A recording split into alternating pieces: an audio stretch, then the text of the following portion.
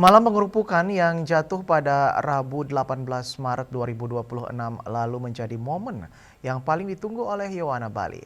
Tradisi pengarakan ogoh-ogoh yang telah melekat kuat di kalangan generasi muda kembali digelar meriah, salah satunya di Desa Adat Gulingan, Kecamatan Mengui, Badung. 6 seketrune turut ambil bagian menampilkan karya terbaik mereka untuk menghibur masyarakat.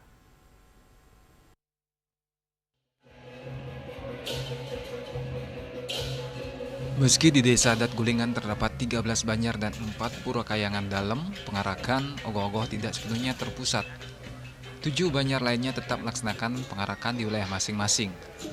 6 ogoh-ogoh yang mengikuti parade di depan pasar Desa Adat Gulingan, di antaranya ogoh-ogoh karya Seke Trune Lokika Mariade Banjar Darmayase, Seke Trune Himus Banjar Sedahan, Seke Trune Werdi Wiyowana Banjar Munggu, Seke Trune Putra Persada Banjar Angkep Canging, dan Seke Trune Swakerta Banjar Badung, serta ditutup oleh Seke Trune Dire Darmo Banjar Lembah Sari.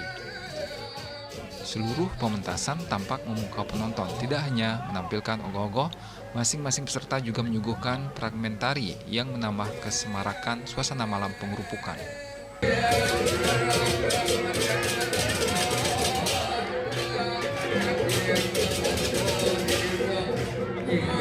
Sementara itu, saat Hari Raya Nyepi, Kamis 19 Maret 2026, suasana di sepanjang jalan Dwarawati, Desa Adat Gulingan tampak sepi dan lengang. Kondisi ini menandakan umat Hindu menjalankan catur berata penyepian dengan tertib dan khusyuk. Catur berata penyepian sendiri merupakan 4 larangan yang dilaksanakan selama nyepi, yakni amati geni, yang berarti tidak menyalakan api atau cahaya dan menahan hawa nafsu. Amati karya yang berarti tidak bekerja atau melakukan aktivitas fisik. Amati lelungan yang berarti tidak bepergian, dan amati lelanguan yang berarti tidak menikmati hiburan atau bersenang-senang.